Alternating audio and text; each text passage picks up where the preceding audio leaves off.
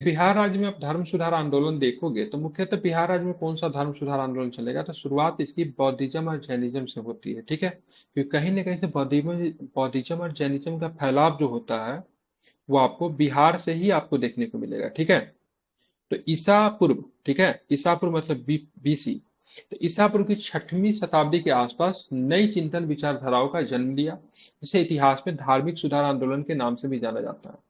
क्योंकि वैद्योत्तर काल में क्रमकांडीय जटिलताओं और जातीय विषमताओं के प्रभावों के साथ साथ समाज अनेक बुराइयों से मतलब क्या हो ग्रसित हो चुका था, जिससे लोग चाहते थे क्या, जिससे लोग छुटकारा पाना चाहते थे। इसलिए बौद्ध और जैन धर्म ने जब शांति और सामाजिक समरसता का प्रचार किया तो लोगों ने इसका खुले दिल से मतलब क्या किया, स्वागत किया। चूंकि बुद्ध और महावीर दोनों करीब समकालीन थे और दोनों ने ही इस बात पे बल दिया कि वास्तविक सुख, ठीक है, भौतिक समृद्धि या फिर धार्मिक अनुष्ठानों से नहीं, बल्कि दया, ज्ञान या फिर मितव्ययिता जैसे मानवीय सरोकार वाले अच्छे सामाजिक कर्मों से मिलता है। तो ध्यान में गौतम बुद्ध की बात करेंगे या फिर महावीर स्वामी की बात करेंगे तो दोनों के दोनों जो थे समकालीन ही थे। ठीक है, क्या थे, दोनों के दोनों जो थे लगभग समकालीन माने जाते हैं, ध्यान में इसको रखना है। ठीक है, अब आप बौद्धिज्म के बारे में हम लोग पढ़ते हैं तो इस धर्म धर्म बना बौद्धिज्म, जिसको बौद्ध धर्म कहते हैं। इसके संस्थापक जो गौतम बुद्ध थे। और गौतम बुद्ध किस कुल के थे, तो ये क्षत्रिय कुल के थे। ध्यान में किस कुल के थे, तो क्षत्रिय कुल के थे।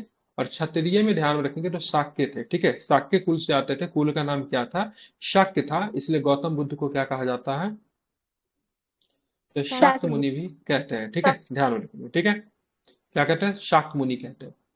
ब्राह्मणों की रूढ़िवादी धर्म के विरुद्ध आर्थिक और सामाजिक रूप से गिरे हुए नीचे के दोनों वर्णों ने अपना भरपूर सहयोग देकर समानता और आधारित पर एक सुधारवादी विचारधारा को जन्म दिया। इस प्रकार बौद्ध धर्म में ब्राह्मण धर्म के खिलाफ एक सुधारात्मक आंदोलन था। ठीक है, तो ये ब्राह्मण धर्म के खिलाफ क्या था, एक प्रकार का सुधारात्मक आंदोलन था। मानवीय सरोकार वाले इस बौद्ध धर्म को शांति और अहिंसा मूल धर्म था। इसने वैश्यों, शूद्रों और स्त्रियों को समाज में स्तर उठाने की मदद की। तो मुख्यतः इस धर्म से जो लोग जुड़े वैश्य थे, ठीक है, शूद्र थे और साथ में स्त्री थे। ठीक है, बाकी दो आपका वर्ण जो था क्षत्रिय और ब्राह्मण, उनकी तो समाज में बहुत अच्छी स्थिति थी। स्थिति खराब किनका था, तो दो वर्ण का स्थिति खराब था, वैश्य थे और शूद्र थे। और स्त्री किसी भी वर्ण की हो, ठीक है, उनकी स्थिति खराब ही थी। ठीक है, मतलब उनके समाज में जो उनका जो था सम्मान जो था उतना नहीं था। डजेंट मैटर, यहाँ पे वर्ण सिस्टम में नहीं, यहाँ पे जेंडर की बात हो रही है। अब वर्ण में दो की स्थिति बहुत अधिक खराब थी, मतलब उनका स्तर काफी समाज में गिरा हुआ था। वैश्य थे और शूद्र थे। ठीक है, आप बोलोगे सर शूद्र और वैश्य में क्या था, वैश्य के पास पैसा तो था, व्यापारी वर्ग के लोग आते, देव गुड मनी, उनके पैसे तो थे, लेकिन समाज में उनका सम्मान नहीं था। और शूद्र के पास न तो पैसा था और न तो उनके पास सम्मान था। ठीक है, ब्राह्मणों के पास पैसा नहीं था लेकिन उनके पास सम्मान बहुत था।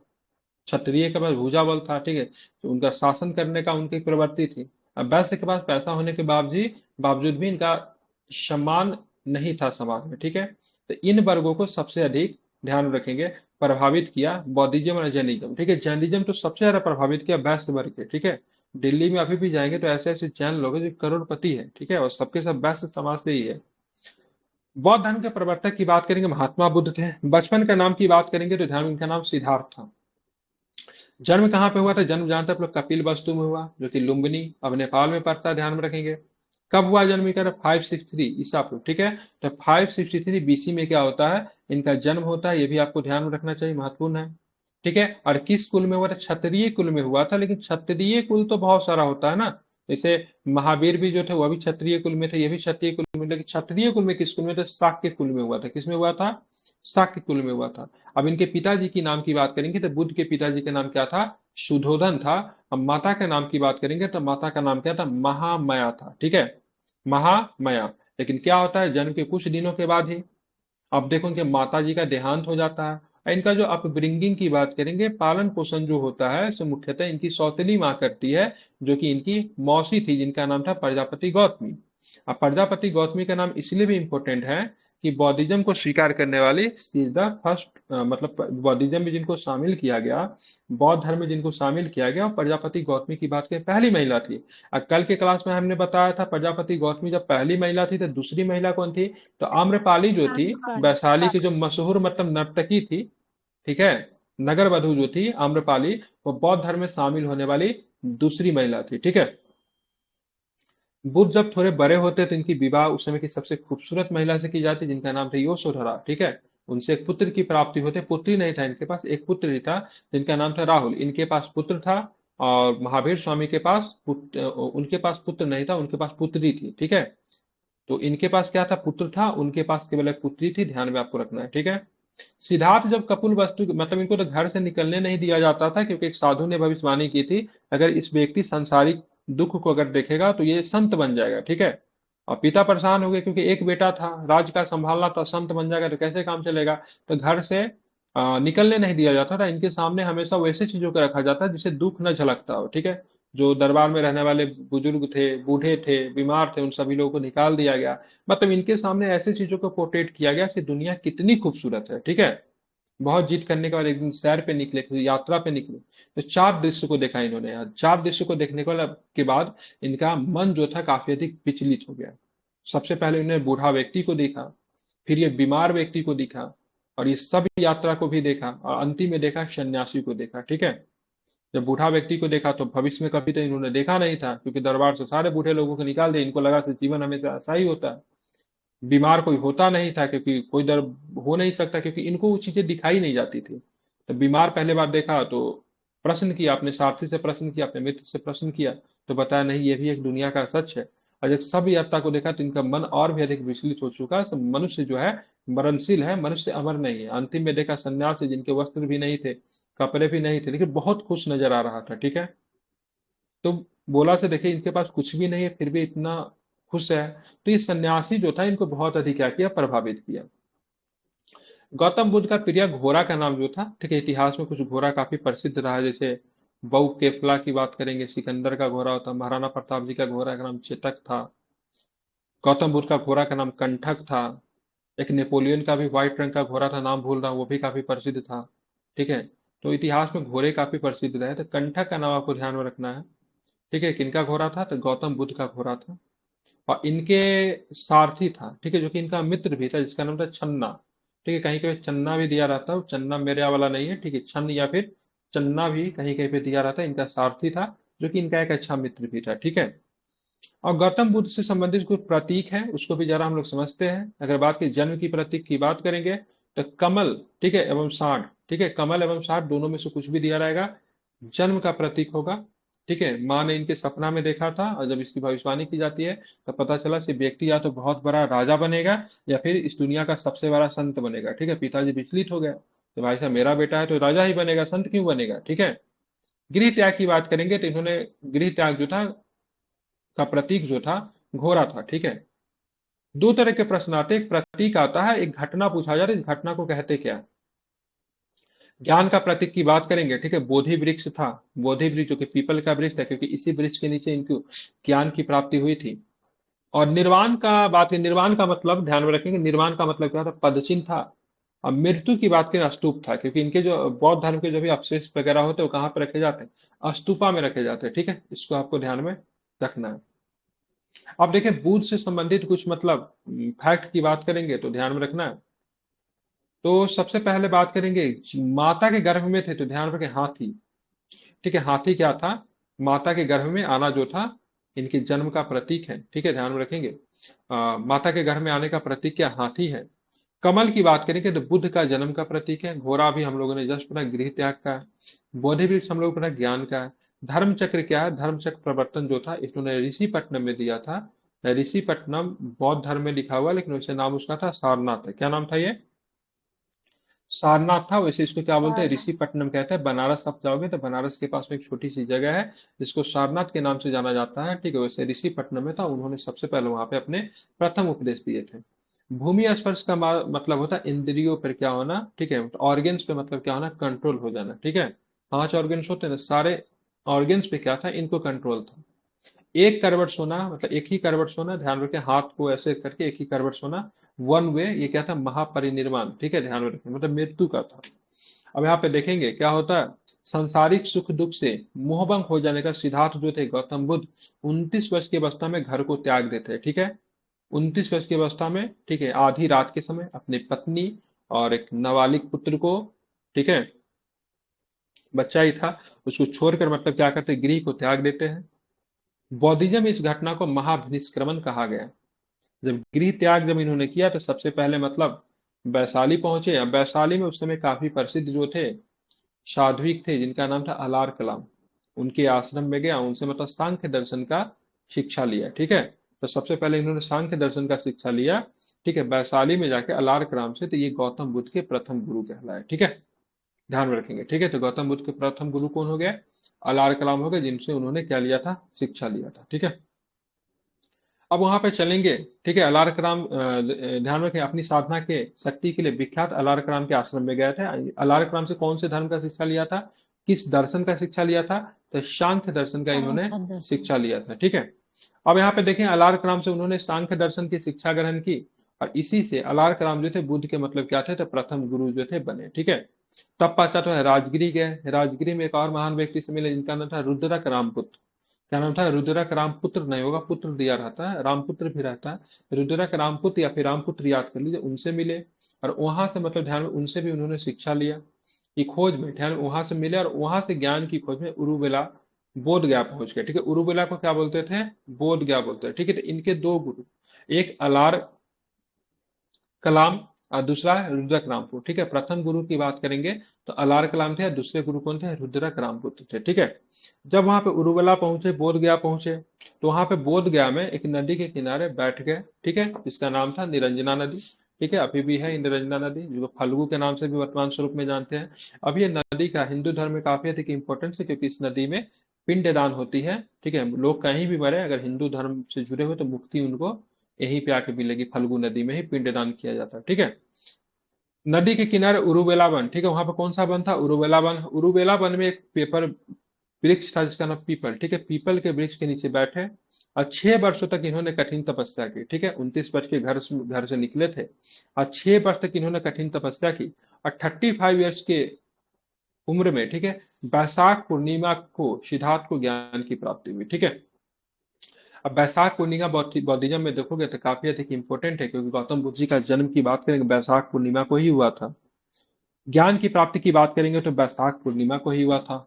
और जब इनकी मुक्ति की बात करें, महापरिनिर्वाण की बात करेंगे, मृत्यु की बात करेंगे, तो वो भी बैसाख पूर्णिमा को ही हुआ था। इसलिए बैसाख पूर्णिमा की बात करेंगे काफी अधिक इंपॉर्टेंट है, काफी अधिक महत्वपूर्ण है बौद्धिज्म में। ठीक है, ऐसा माना जाता है कि बैसाख पूर्णिमा के दिन ही सुजीता नामक स्त्री, क्या नाम था स्त्री का नाम? सुजाता। सुजाता नामक स्त्री के द्वारा भेंट किए गए खीर खाने के उपरांत सिद्धार्थ गौतम को ज्ञान की प्राप्ति हुई। वे तथागत बुद्ध बन गए। जब उनको ज्ञान की प्राप्ति हुई तो क्या कहलाए? तथागत कहलाए। ठीक है, क्या कहलाए? बुद्ध कहलाए। ठीक है, ज्ञान साधना वाले पीपल वृक्ष को बोधि वृक्ष कहा गया, और उस स्थान को क्या कहा गया? बोध गया कहा गया। ठीक है, वह स्थान जो कभी उरुवेला हुआ करता था वो स्थान बोध गया बन गया। जो वृक्ष कभी पीपल का वृक्ष था वो वृक्ष क्या बन गया? बोधि वृक्ष बन गया। जो व्यक्ति कभी सिद्धार्थ गौतम के नाम से जाने जाते थे ज्ञान प्राप्ति के बाद, वो व्यक्ति क्या कहा गया? तथागत बुद्ध कहला गया। ठीक है, ध्यान रखेंगे। हाँ, ज्ञान प्राप्ति के बाद इन्हें लोग बुद्ध के रूप से जाना जाता है। ठीक है, अब देखेंगे ज्ञान की बात करेंगे। साधना में बुद्ध ने, ठीक है, किस मुद्रा को अपनाया था? ध्यान रखेंगे तो विपस, ठीक, क्या नाम था? बीप सेना। क्या नाम है?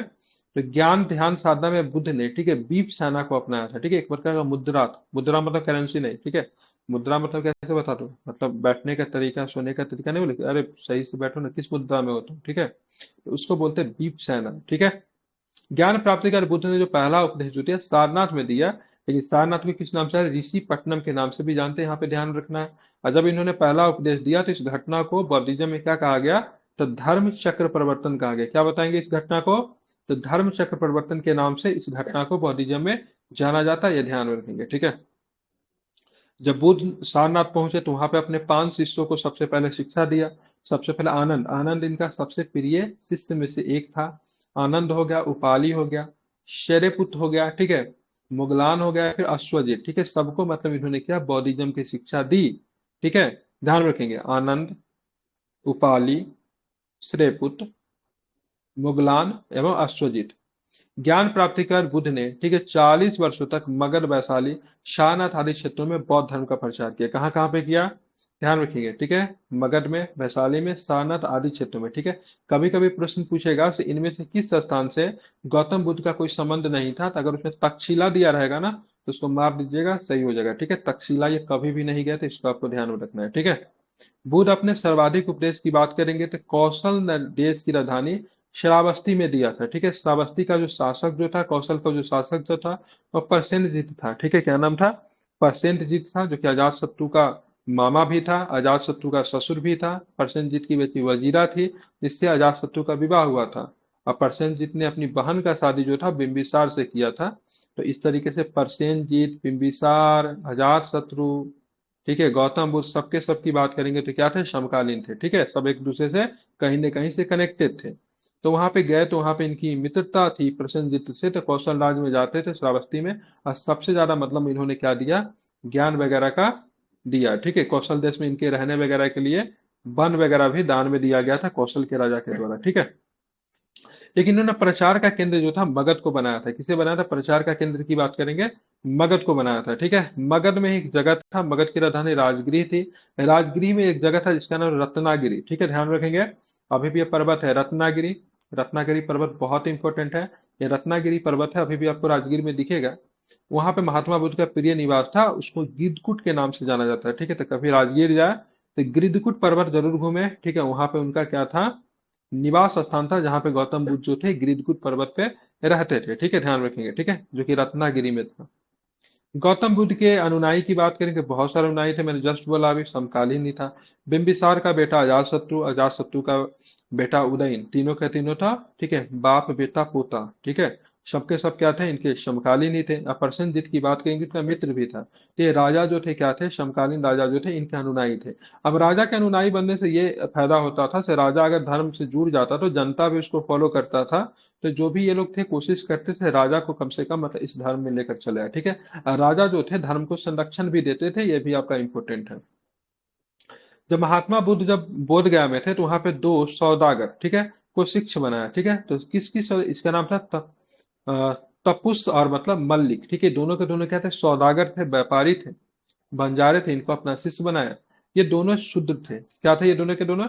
दोनों के दोनों शूद्र थे। ठीक है, मतलब निम्न जाति से बिलोंग करते थे। कभी पूछा गया महात्मा बुद्ध के द्वारा बनाया गया दोनों शूद्रों का नाम बताइए, तो क्या नाम था? एक का नाम तपुस था, दूसरा का नाम मलिक था। इसको आपको ध्यान में रखना है। ठीक है, इस तरह बुद्ध ने उन दो क्षुद्रों को बौद्ध धर्म का सर्वप्रथम अनुयायी बनाया। अगर पूछा जाएगा उस दोनों क्षुद्र का नाम बताइए जिसको गौतम बुद्ध के द्वारा सर्वप्रथम मतलब क्या किया गया था, तो अनुनायी बनाया गया था, क्या नाम बताएंगे? तपुस और मतलब क्या नाम था? मलिक। ठीक है, ये दोनों के दोनों छूट थे और बौद्ध धर्म में शामिल होने वाले पहले थे। ध्यान में रखेंगे। ध्यान रखेंगे, बौद्ध धर्म की बात करेंगे तो आत्मा को नहीं मानती है। ठीक है, ध्यान रखें, बौद्ध धर्म जो है आत्मा को नहीं मानती है। ध्यान में रखना, इसमें आत्मा की परिकल्पना नहीं की गई है। ये पुनर्जन्म में विश्वास करता है। बौद्ध धर्म की बात करें किसमें विश्वास करता है? तो पुनर्जन्म में विश्वास करता है। ठीक है, ध्यान रखेंगे। तो आत्मा को नहीं मानता है, ध्यान रखें, किसमें नहीं मानता है? आत्मा को नहीं मानता है। ठीक है, देखिए रीबर्थ की बात करेंगे तो रीबर्थ को मानता है। ठीक है, अब वर्ण व्यवस्था का क्या करेगा? विरोध करेगा। और जाति प्रथा को भी क्या करेगा? विरोध करेगा। ये भी आपको ध्यान में रखना है, ये महत्वपूर्ण है, इसे आप ध्यान में रखिए, इंपॉर्टेंट है। ठीक है, अब चलेंगे आगे, चलेंगे तो आगे कौन सा प्रश्न है वो भी जरा हम लोग देखते हैं। ठीक है, आप देखोगे तो आप प्रश्न है यहाँ पे, देखिए यहाँ पे। ठीक है, बुद्ध के समकालीन गणराज, ठीक है, कुछ बुद्ध के समकालीन गणराज थे, उनके बारे में हम लोग पढ़ेंगे। कपिल वस्तु की बात करेंगे तो कपिल वस्तु जो था तो इन्हीं का था। वहां पे कौन सा गणराज? शाक्य था। सुमसुमार पर्वत में भक्त थे, नहीं याद करना, बस सुन लीजिए इसको। ठीक है, केशपुत्र में बात करेंगे कलाम थे। रामग्राम की बात करेंगे कोलिये थी, कोलिये इनकी माता थी, माता जो थी इनकी कोलिये से आती थी। ठीक है, कुशीनारा में किसका था? मल था, ध्यान में रखेंगे। पावा में भी मल था। और कुशीनारा ध्यान रखें, इंपॉर्टेंट है, क्योंकि कुशीनारा में क्या होता है? कुशीनगर में किनको वो होता है, क्या बोलते हैं उसको यार, वहां पे बुद्ध का महापरिनिर्वाण कहाँ पे होता है? तो मल्लों की राजधानी कुशीनगर में ही तो होता है ना। अब पावा भी जो था वो भी मल के अधीन था। यहाँ पे किसका निर्माण होता है? क्या नाम इनका? महावीर स्वामी का पावापुरी में। कुशीनारा या फिर कुशीनगर में किनका? गौतम बुद्ध का मृत्यु होता है, फिर देहांत होता है। पिपली वन की बात करेंगे मौर्य, चंद्रगुप्त मौर्य इधर से आते थे पिपली वन से। ठीक है, आ, अलकप की बात करें बुली थे। वैशाली में कौन था? गणराज्य लिच्छवी था। और मिथिला में भी गणराज्य था, विदेह था। ये मुख्यतः गणराज्य थे, बुद्ध के समकालीन गणराज्य थे। मतलब यहाँ पे कहीं ना कहीं डेमोक्रेसी का आपको देखने को मिलता है। अब आते हैं बुद्ध के जन्म एवं मृत्यु की तिथि की बात करेंगे तो चीनी परंपरा में एक अभिलेख है, उससे निश्चित की जाती है। उस अभिलेख का नाम क्या है? कैंटोन अभिलेख। क्या नाम है इस अभिलेख का नाम? तो कैंटोन कैंटोन अभिलेख। अभिलेख, ठीक है, क्या नाम है इस अभिलेख का नाम? तो कैंटोन अभिलेख है, ध्यान में रखेंगे, ठीक है। तो बुद्ध के जन्म एवं मृत्यु की तिथि परंपरा के कैंटोन अभिलेख के आधार पर निश्चित की गई है। बौद्ध धर्म के बारे में जानकारी पाली भाषा में रचित त्रिपिटक से प्राप्त होती है। कहाँ से प्राप्त होती है? तो पाली भाषा में रचित जो है त्रिपिटक, वहां से आपको बौद्ध धर्म के बारे में जानकारी प्राप्त होती है, ये भी आपको ध्यान में रखना है। बौद्ध धर्म में तीन रत्न है, कौन सा तीन रत्न है? तो बुद्ध है, धम्म है, संघ है, ठीक है। त्रिरत्न अलग है, पिटक अलग है, ठीक है। पिटक का मतलब क्या होता है? टोकरी होता है। पिटक में जाओगे तो शुद्ध पिटक, बिना पिटक, अधिधम पिटक है, इसको आपको ध्यान में रखना है। ये क्या है? रत्न है, ठीक है। कौन सा रत्न है? ठीक है, तीन रत्न है, बुद्ध है, धम्म है, संघ है, ठीक है। बौद्ध धर्म के उपदेश की बात करेंगे तो किस भाषा में दिए गए? पाली भाषा में दिए गए। ये पाली भाषा जो थी आम जनमानस की भाषा थी, मतलब कह सकते हैं सर्वसाधारण की भाषा थी, ठीक है। अब ब्राह्मणों की भाषा क्या थी? ध्यान रखेंगे, कौन सी संस्कृत। भाषा थी? संस्कृत भाषा थी। तो इनको तो ब्राह्मणवाद का विरोध करना था, इसलिए इन्होंने संस्कृत भाषा वगैरह का प्रयोग नहीं किया। अगर संस्कृत भाषा का प्रयोग करते तो आम जनमानस जो थे वो इनसे जुड़ाव नहीं महसूस करते, इसलिए किनका प्रयोग किया? तो इन्होंने प्रयोग किया सर्वसाधारण की भाषा पाली भाषा का प्रयोग किया, ठीक है। अब ये पावापुरी, जिसको हम लोग ध्यान, कुशीनगर के समीप चुंद के द्वारा अर्पित व्यक्ति के द्वारा खिलाया गया, ठीक है, सूकर मांस। सूकर मांस मतलब सुअर के मांस से महात्मा बुद्ध उदर विकार से पीड़ित हुए और उन्हीं पर 80 वर्ष की आयु में, ठीक है, वैशाख पूर्णिमा के दिन 483 ईसा पूर्व में मृत्यु हो गई, ठीक है। तो क्या बौद्धिज्म में मांसाहारी खाना अलाउ था? तो देखिए, परिस्थिति के हिसाब से खा लेते थे, क्योंकि जंगल में काफी बारिश वगैरह होती थी तो भोजन मिलना मुश्किल हो जाता था। तो कभी कभी परिस्थिति के हिसाब से लोग मांसाहारी खाते थे, ठीक है। अब मुख्यतः शुकर मांस खाने से ही महात्मा बुद्ध के उदर में, उदर का स्टमक, पेट में क्या होता है? तकलीफ होती है, उनकी वजह से क्या होती है? इनकी मृत्यु होती है, ठीक है। ध्यान में, कब होती है? तो 483। जन्म कब हुआ था? 563, ठीक है। मृत्यु कब हुआ? 463, ठीक, 483, ठीक है। उल्टा चलता है, बीसी की बात कर रहा हूँ। और 80 साल तक मतलब बुद्ध जो थे जीवित रहे थे, ठीक है। कहाँ पे मृत्यु हुई? तो ध्यान रखें, कहाँ पे मृत्यु हुई? तो ध्यान में रखना कहाँ पे? कुशीनगर में हुआ, ठीक है। किसने भोजन करवाया था? तो चुंद ने भोजन करवाया था। बाद में सब लोग चुंद को मारने गए, ठीक है, तो इन्होंने बोला नहीं, उसकी कोई गलती नहीं है, ठीक है, मेरे नियति में लिखा हुआ था, ठीक है, इसी वजह से हुआ, इसमें चुंद की किसी प्रकार की कोई भी गलती नहीं है, ठीक है। चुंद जो था कि क्या बोल, क्षुद्र कह लीजिए, ठीक है, निम्न जाति के लोग, तो उन्हीं के यहाँ पे जब ये लोग जब जाते थे ना कहीं पे, तो किसी किसी यहाँ भोजन करते थे, मतलब सब लोग इनको न्योता देने आते थे, आज हमारे यहाँ से भोजन रहेगा, आज हमारे यहाँ से भोजन रहेगा। आपके भी गांव में, अगर गांव देहात में जो रहते हैं, तो वहाँ पे कोई बाहर के संत वगैरह आएंगे, तो कोई अयोध्या से आ जाते, कोई बनारस से आ जाते हैं, तो कहीं पे रुके रहते हैं, तो या तो लोग उनको खाना पहुंचा देगा, या फिर बोलेगा आज मेरे यहाँ खाने पे आ जाइए, तो आज मेरे मेरे यहाँ खाना पे आ जाइए, ठीक है। बुद्ध की मृत्यु महापरिनिर्वाण कहा गया, ठीक है। महापरिनिर्वाण के उपरांत बुद्ध की अवशेष को 8 भागों में बांट दिया गया, क्योंकि सारे राजा जो थे इनके, जो भी इनके अनुयायी थे, जो आपस में लड़ने लगे थे, हम बुद्ध को लेंगे, हम बुद्ध को लेंगे, हम बुद्ध को लेंगे, तो 8 भाग में इनको बांट दिया गया। इनके अस्थियों को किसको किसको दे दिया गया, देख लेते। सबसे पहले कुशीनगर को दिया गया, जहां पे इनकी मृत्यु हुई थी। वैशाली को भी मिला, कपिल वस्तु को भी मिला, ठीक है, ध्यान रखेंगे। पावागढ़ को मिला, ठीक है, अलकल्प को मिला, रामग्राम को मिला, राजगिरी को मिला। ये तो बोला था उनको पूरा ही दे दो, ठीक है, अजातशत्रु सबसे खतरनाक था, ये पूरा ही मांग रहा था, तो इसी के बाद को 8 भागों में बांटा गया। और अब बेटद्वीप को मिला, ठीक है। सबको मतलब बुद्ध का मतलब क्या मिला? अवशेष मिलता है, 8 भागों में बांटा गया, पूछा जाता है। अब उसके बाद ये लोग गए और उस पर क्या बनाए? तो उस पर क्या स्तूपा बनाते हैं, ठीक है। महात्मा बुद्ध के प्रथम निम्नलिखित 4 श्रेष्ठ, ठीक है, आर्य बताए, कौन था? देखिए, इन्होंने बोला से, देखिए, दुनिया में जो भी सब कुछ जो है ना, 4 वजह से ही मतलब इंसान क्या है, काफी अधिक दुखी है। तो विश्व जो है दुखों से परिपूर्ण है, मतलब दुनिया में क्या है? दुख ही दुख है, ठीक है। तो सबसे पहले बोला ध्यान में कि दुख, ठीक है, क्या है? दुनिया में क्या है? दुख है। अब ध्यान में, दुख का मतलब कारण क्या है? ठीक है, तो बोला अभिलाषा, इच्छा जो होती है ना, और चाहिए और चाहिए, ये भी चाहिए वो भी चाहिए, वो सबसे बड़ा कारण है, ठीक है। तो अभिलाषा इच्छा की बात करेंगे, वो कारण, इसको बोला गया दुख समुदाय। मतलब समुदाय क्या? दुख में क्या? तो अभिलाषा क्या? एक समुदाय है, मतलब इसी की वजह से मतलब क्या होता है, लोग जो है बहुत अधिक मतलब क्या है, दुखी है।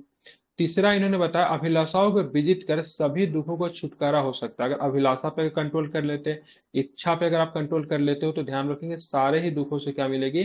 तो आपको मुक्ति मिल सकती है, ठीक है, ध्यान में रखेंगे।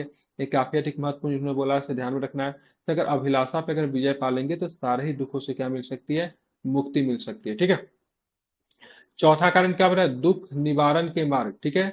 दुख निरोधागामिनी प्रतिपदा, ठीक है, मतलब दुख निवारण कैसे होगा, कैसे दुख पे मतलब कंट्रोल किया जाएगा, ये भी आपको ध्यान में रखना है। ठीक है, तो क्या क्या है, तो ध्यान रखिए। विश्व दुखों से परिपूर्ण है, अभिलाषाएं दुख का कारण है, अभिलाषाओं को विजित करके सभी दुखों से छुटकारा पाया जा सकता है, दुख निवारण के मार्ग, मतलब दुख है, दुख समुदाय है, दुख निरोध है, और दुख निरोधागामिनी प्रतिपदा है। ठीक है, तो चार प्रकार के आर्य सत्य जो थे गौतम बुद्ध ने बताया है। ठीक है, अब इन पे कंट्रोल कैसे पा सकते हैं, तो इन पे कंट्रोल करने का भी उन्होंने, ठीक है, चार प्रकार के चीज पे कंट्रोल पाने के लिए 8 प्रकार के मार्ग बताए। ठीक है, क्या बताया, तो इन्होंने बोला से देखो इस सारी चीजों पे अगर आपको कंट्रोल पाना है ना, तो ध्यान रखिए इसको 8 प्रकार के मार्ग को आपको अपनाना पड़ेगा। 8 प्रकार की चीजों को आप मानोगे तो आपका जीवन सफल हो सकता है। उसको बोला अष्टांगिक मार्ग। ठीक है, अगर मनुष्य भी अगर इसको फॉलो करे तो अभी के समय भी उनका जीवन बिल्कुल भी सफल हो सकता है। हालांकि सब कुछ को तो फॉलो अभी के समय करना संभव नहीं है,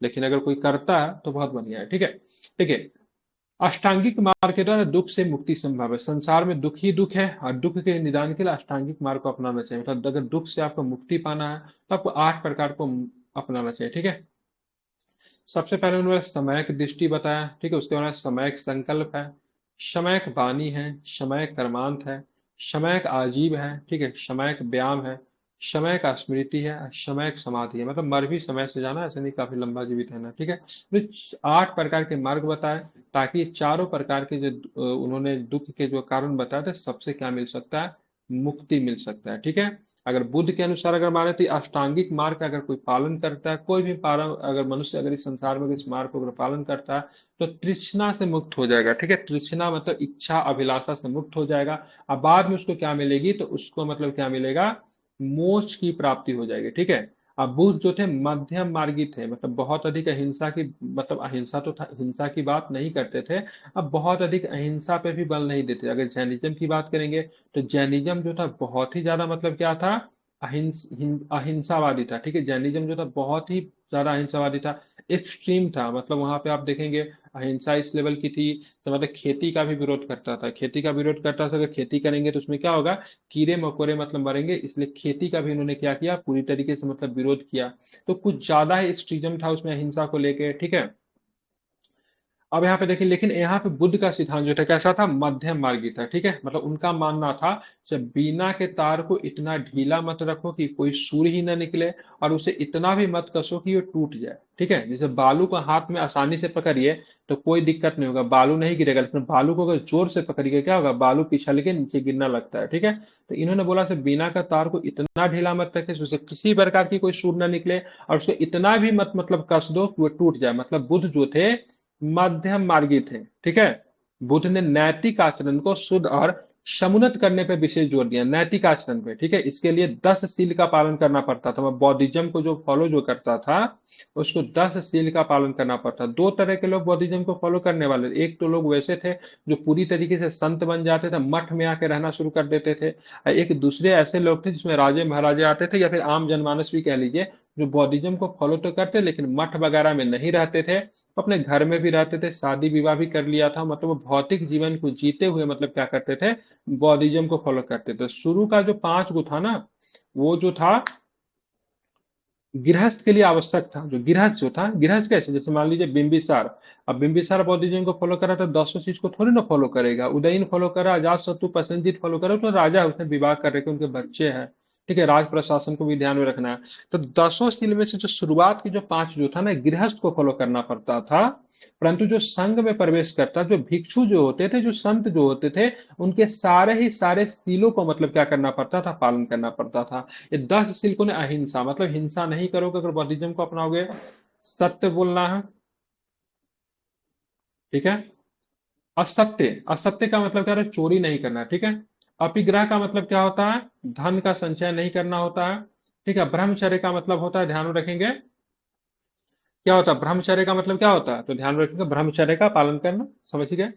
अब नित्य गान का त्याग करना है, श्रृंगार प्रसाधनों का त्याग करना है, समय पे भोजन करना है, कोमल संज्ञा का व्यवहार नहीं करना है, कंचन कामनी का मतलब त्याग करना है। ठीक है, मतलब सुख का त्याग करना है सिंपल शब्दों में। इनमें प्रथम 5 की वाकई गृहस्थों के लिए आवश्यक था, परंतु जो संघ में प्रवेश करने वाले भिक्षु के लिए 10 शीलों का मतलब क्या करना पड़ता था, पालन करना। मतलब गृहस्थ जो होंगे इसको पालन करेंगे। ठीक है, ध्यान रखें, गृहस्थ जो होंगे इसको मतलब क्या करेंगे, पालन करेंगे। ठीक है, ध्यान में रखना है। ठीक है, अब यहाँ पे देखेंगे बौद्धिज्म की बात करेंगे तो बौद्धिज्म में जो शामिल होने के लिए जो न्यूनतम उम्र जो होती थी वो 15 साल होती थी। कितनी होती थी? 15 वर्ष के कोई भी व्यक्ति, उससे अधिक अगर उम्र है तो इसमें शामिल हो सकता है, मतलब कम से कम इतना होता था। महिलाएं भी शामिल हो सकती थी, लेकिन अगर महिला अगर शादीशुदा है तो उनको अपने पति से परमिशन लेना पड़ता था। अगर महिला का विवाह अगर नहीं हुआ है तो अपने पिता से परमिशन लेकर आएंगे। ठीक है, जो नौकर चाकर जो तो वो भी शामिल हो सके, लेकिन नौकर जो होंगे, जो गुलाम जो होंगे, उनको अपने मालिक से परमिशन लेना होगा। ठीक है, जो ऋणी जो होंगे, ऋणी मतलब जिन्होंने कर्ज ले रखा है, वो इसमें शामिल नहीं हो सकते। इसको भी आपको ध्यान में रखना है। ठीक है, अब देखेंगे बिहार और बौद्ध साहित्य की बात करेंगे तो ये भी काफी अधिक है। ठीक है, तो बाकी जो है सो हम लोग कल के क्लास में देखेंगे। बिहार और बौद्ध साहित्य को कल के क्लास में मैं करवाऊंगा, यहाँ से आपको ध्यान में रखना है। ठीक है, तो कल हमारी यहीं से क्लास होगी बिहार और बौद्ध साहित्य, क्योंकि लंबा है। आप कोशिश जैनिज्म में ज्यादा नहीं पढ़ना, जो है सो को बौद्धिज्म में ही है। तो बौद्धिज्म और जैनिज्म कल के क्लास में आपकी समाप्त हो जाएगी। ठीक है, आई होप चीजें समझ में आ गई होगी। ठीक है, एमसीक्यू लगा लीजिएगा इस पे, घटना चक्र में भी है। अब मैं भी जो प्रोवाइड कर रहा हूँ 50-50